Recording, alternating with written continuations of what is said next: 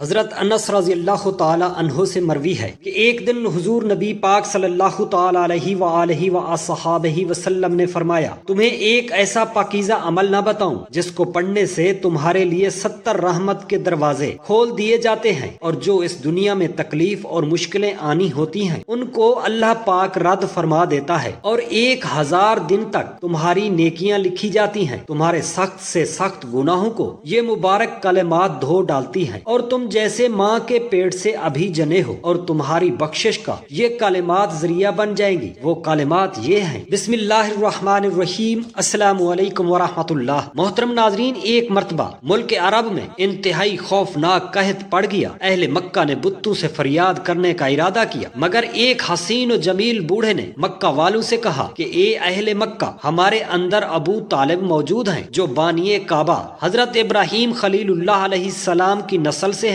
اور کعبہ کے متولی ہیں، ہمیں ان کے پاس چل کر دعا کی درخواست کرنی چاہیے۔ چنانچہ سرداران عرب ابو طالب کی خدمت میں حاضر ہوئے اور فریاد کرنے لگے کہ اے ابو طالب، قحط کی آگ نے سارے عرب کو جھلسا کر رکھ دیا ہے، جانور گھاس پانی کے لیے ترس رہے ہیں اور انسان دانا پانی نہ ملنے سے تڑپ تڑپ کر دم توڑ رہے ہیں، قافلوں کی آمد و رفت بند ہو چکی ہے اور ہر طرف بربادی و ویرانی کا دور دورہ ہے، آپ بارش کے لیے دعا کیجیے۔ اہل عرب کی فریاد سن کر ابو طالب کا دل بھر آیا، اور ابو طالب جانتے تھے اللہ پاک کوئی معجزہ دکھانا چاہتے ہیں، وہ بھی میرے بیٹے کے ہاتھ سے، اس لیے حضور اقدس صلی اللہ تعالی علیہ وآلہ وسلم کو اپنے ساتھ لے کر حرم کعبہ میں آ گئے۔ اس وقت آپ صلی اللہ علیہ وآلہ وسلم کی عمر مبارک 6 سال تھی، اور حضور اقدس صلی اللہ تعالی علیہ وآلہ وسلم کو دیوار کعبہ میں بٹھا کر اپنی انگشت مبارک کو آسمان کی طرف اٹھا دیا۔ ایک دم چاروں طرف سے بدلیاں نمودار ہوئیں، اور فوراً ہی اس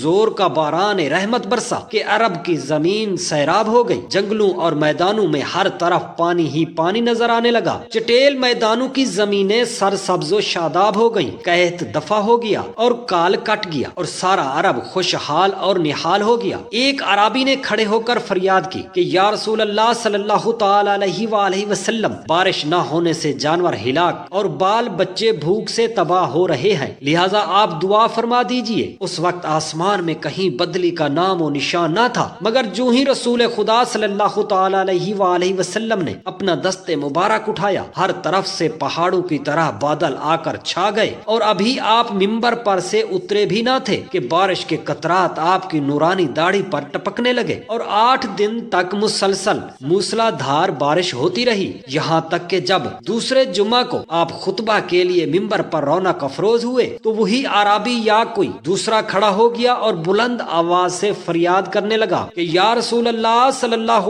تعالی علیہ وآلہ وسلم، ہمارے مکانات منہدم ہو گئے اور مال مویشی غرق ہو گئے، لہٰذا دعا فرما دیجئے کہ بارش بند ہو جائے۔ یہ سن کر آپ صلی اللہ تعالی علیہ وآلہ وسلم نے پھر اپنا مقدس ہاتھ اٹھا دیا اور یہ دعا فرمائی: اللہم حوالینا ولا علینا، اے اللہ ہمارے ارد گرد بارش ہو اور ہم پر نہ بارش ہو۔ پھر آپ نے بدلی کی طرف اپنے دست مبارک سے اشارہ فرمایا تو مدینہ کے ارد گرد سے بادل کٹ کر چھٹ گئے اور مدینہ اور اس کے اطراف میں بارش بند ہو گئی۔ محترم ناظرین، جو انبیاء کرام علیہ السلام بھی ہمارے آخری نبی حضرت محمد مصطفیٰ صلی اللہ تعالی علیہ وآلہ وسلم کی امت بننے کی دعا کرتے ہوئے چلے گئے، وہ آخری نبی بھی سامنے ہوں گے، روز محشر کا میدان بھی ہوگا، ہمارے کالے کالے کرتوت بھی سامنے آئیں گے۔ جب کہا جائے گا یہ آخری نبی حضرت محمد صلی اللہ تعالی علیہ وآلہ وسلم کا امتی ہے، تو ہمارے حضور اقدس صلی اللہ تعالی علیہ وسلم کیا سوچیں گے؟ جو تمام نبیوں کو ان کی امتوں کو بخشانے والا ہوگا، ان کے ہی امتی روز محشر کے حساب کتاب کے کٹہرے میں ہوں گے۔ اس وقت ہمارا نبی کیا سوچے گا، کیا سوچے گا، اور ہمیں اب کیا سوچنا چاہیے؟ ذرا ٹھنڈے ذہن سے سوچ میرے مسلمان بہن بھائی، روز قیامت اگر اللہ پاک کچھ بھی عذاب نہ فرمائے، نبی کریم صلی اللہ تعالی علیہ وسلم کی شفاعت کے صدقے، تب بھی اپنا یہ گنہگار وجود لے کر اس کے حضور حاضر ہونا اور اس کی بارگاہ میں کھڑے ہونا ہی شرمندگی کے لیے کافی ہے۔ روایت میں ہے روز قیامت ایک شخص کو اللہ پاک کی بارگاہ میں حاضر کیا جائے گا، اللہ پاک فرمائے گا: اے میرے بندے، تو نے فلاں دن فلاں فلاں گناہ کیا تھا، کیا تو نہیں جانتا تھا کہ میں تیرے اعمال پر اطلاع رکھتا ہوں؟ کیا تو نے میرے دیکھنے کو عام لوگوں کے دیکھنے دیکھنے سے بھی ہلکا لیا تھا؟ کیا تجھے مجھ سے اور میرے فرشتوں سے بھی حیا نہ آئی جس مقدس ہستی نور مجسم حضرت محمد صلی اللہ تعالی علیہ وسلم کو تمہارے لیے رہبر اور رحمت للعالمین بنا کر بھیجا؟ کیا ان کا درس تمہارے لیے کچھ نہ تھا؟ ان پر تو نے عمل نہ کیا۔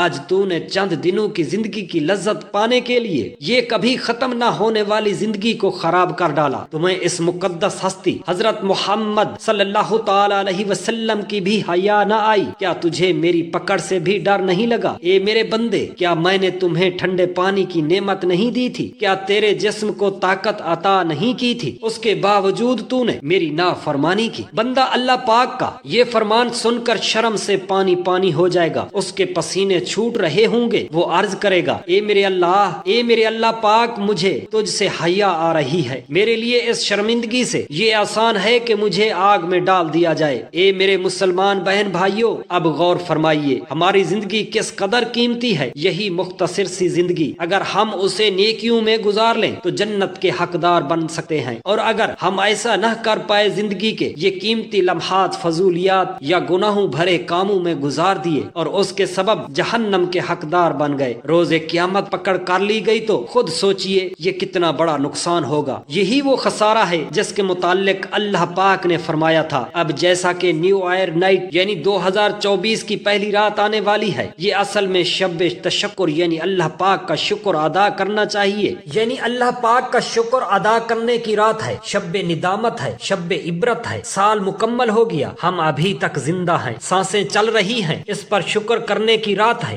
آہا، پچھلا سال گناہوں میں گزر گیا، فضولیات میں گزر گیا، کتنا وقت ضائع کر دیا، اس پر انسان خسارے میں ہے۔ شرمندہ ہونے، ندامت سے آنسو بہانے، رب کریم کے حضور توبہ طائب ہونے کی رات ہے۔ کتنے لوگ جو پچھلے سال ہمارے ساتھ تھے مگر آج وہ قبروں میں ہیں، اس سے عبرت لینے کی رات ہے۔ مگر افسوس، ہمارے ہاں لوگ اس رات کو نہ شکر کرتے ہیں، نہ شرم سے توبہ کرتے ہیں، نہ عبرت لیتے ہیں، الٹا اس رات کو شب خسارہ، نقصان کی رات بنا دیا جاتا ہے۔ سال تو گناہوں میں گزرا، نمازیں قضا کرتے، اللہ پاک کے احکام سے منہ موڑتے، غیبتیں چغلیاں کرتے گزارا، بد نگاہی اور گندی باتیں کرنے کی عادت جاری رہی، لوگوں کے عیب ڈھونڈتے رہے۔ سال گزر گیا، مال و دولت کے پیچھے بھاگتے گزرا۔ اب جب کہ نیا سال شروع ہونے جا رہا ہے تو لوگ اس پر جشن مناتے ہیں، شرابیں پی جاتی ہیں، ہوائی فائرنگ کی جاتی ہے، ون ویلنگ کے نام پر موت کا کھیل کھیلا جاتا ہے، بعض اوباش رنگ رلیاں بھی مناتے اور نہ جانے کیسے کیسے گناہ کیے جاتے ہیں۔ آہا، زندگی کے یہ قیمتی لمحات جن کے ذریعے ہم جنت کما سکتے ہیں، نیو ایئر نائٹ پر اللہ پاک کا شکر ادا کر کے، ندامت کے آنسو بہا کر، عبرت لے کر اپنا مستقبل، اپنی دنیا اور آخرت سنوار سکتے ہیں۔ مگر افسوس، اس رات کو مزید خسارے کی رات بنا دیا جاتا ہے، اور اس پر مزید افسوس کی بات یہ کہ ہم وقت گنوا رہے ہیں، خود اپنے ہاتھوں سے اپنا نقصان کر رہے ہیں، اس کا احساس تک نہیں ہوتا، الٹا ان برائیوں کو جشن کا نام دیا جاتا ہے۔ یہ ہے وہ خسارہ، وہ نقصان جس کے لیے اللہ پاک نے بتایا تھا ہمیں اپنے نقصان کا احساس تک نہ ہو۔ یہ خسارہ در خسارہ ہے، اور انسانوں کی اکثریت اس خسارے سے دو چار ہے۔ ہمیں یہ احساس ہی نہیں کہ ہم گناہوں اور فضولیات مشغول ہو کر اپنا کتنا بڑا نقصان کر رہے ہیں، کیسی عظیم جنت سے محرومی اور کیسے ہولناک عذاب کے حقدار بن رہے ہیں۔ کاش ہمیں یہ احساس ہو جائے، کاش ہم اس خسارے سے بچنے والے بن جائیں۔ حضرت انس رضی اللہ تعالی عنہ سے روایت ہے کہ تاجدار مدینہ صلی اللہ تعالی علیہ وآلہ وسلم نے فرمایا، جو شخص یہ درود پاک پڑھے، اگر کھڑا تھا تو بیٹھنے سے پہلے اور بیٹھا تھا تو کھڑے ہونے سے پہلے، اس کے گناہ معاف کر دیے جائیں گے، اس کے لیے 70 رحمت کے دروازے کھول دیے جاتے ہیں۔ جو ان کے گناہوں کی وجہ سے اس دنیا میں تکلیفیں اور حادثات آتے ہیں، ان کو رد کر دیا جاتا ہے، اور 1000 دن تک فرشتے ان کے اعمال میں نیکیاں لکھتے رہتے ہیں۔ وہ مقدس اور بابرکت کلمات یہ ہیں: بسم اللہ الرحمن الرحیم وبحمدہ وبحمدہ اللہم صلی علی سیدنا و مولانا محمد وعلی آلہ وسلم بسم اللہ وبحمدہ۔